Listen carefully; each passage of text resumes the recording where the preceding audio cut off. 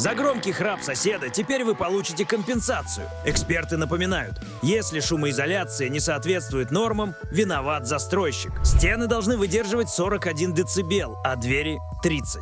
Если этого нет, можно требовать до 50 тысяч рублей или устранения дефекта.